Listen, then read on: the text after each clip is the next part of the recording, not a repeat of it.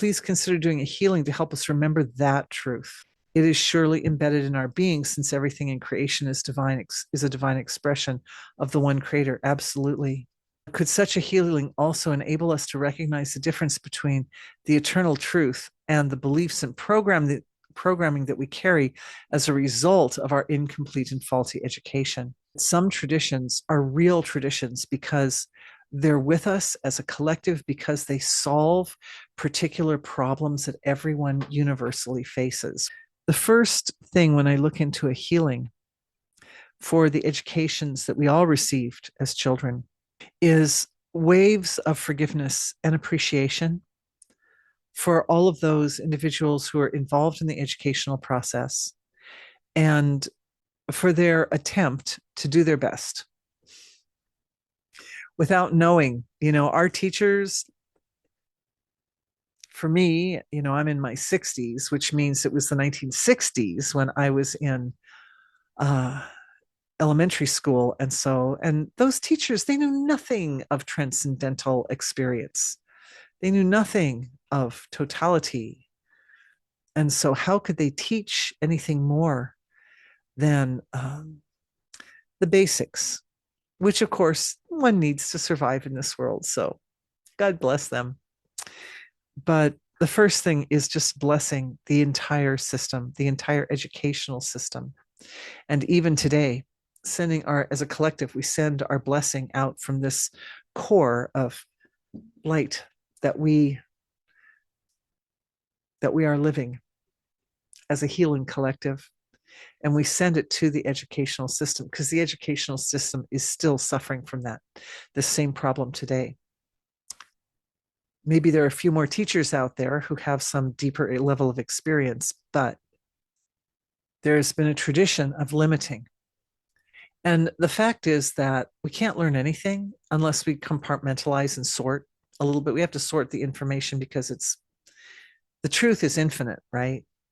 Totality includes all the points. And for every point, like for every law of nature that is a real law of nature, there's an opposing law of nature that's the opposite of that law of nature. So totality is comprised of opposites like that. So, some discernment is required on the part of the teachers, obviously, but also the needs of the student. And this is where we get into the reality that each teacher is experiencing some expression of divine truth, which is abstract, and they have to translate that into words, which then go to the students, to the listeners, and then the listeners have to take those words and reinterpret what that actually means at an abstract level of their consciousness. And through that process, some filtering always occurs. This is where the healing comes in. The healing is for the students. The teachers, we are going to assume, are doing their best, the best that they know to do. But the students have the opportunity to take that abstract package of information, of divine truth, and interpret it within the context of their own relationship with God, so that the level of understanding that unfolds within the student's awareness is at an even higher level than the level of understanding from where the truth was originally given. It's infused with the light of boundless awareness, of absolute understanding, of an immeasurable love, the immeasurable nature of the love of the divine for each person. Because ultimately, whatever we receive from our education comes specifically to support the increased intimacy between the individual soul and the divine, and the presence of God, the living presence of God. That's why we're here. And even if we're learning about reading, writing, and arithmetic, all of these subjects contain the potential to bring the student closer to the divine.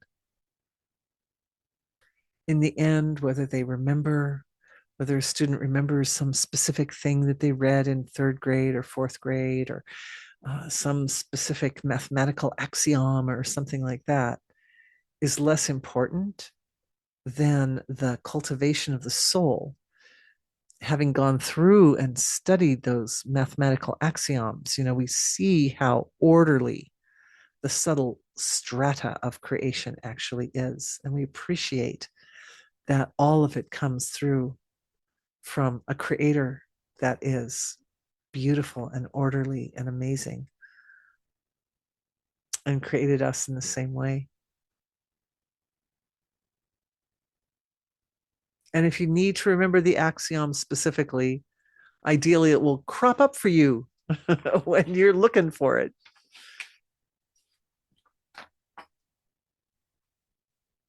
This is for us as children. This is also for the children of the world, those who are in the educational system today and those who will be in years ahead. It's carried on a wave of cosmic love, cosmic recognition and appreciation that penetrates to the very finest fabric of the soul of each person.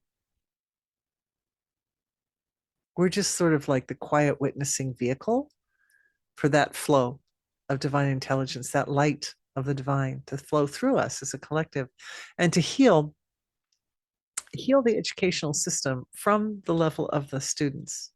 Because really, it's going to be the karma of the individual students that will determine the way the educational system changes and grows over the course of coming years and decades.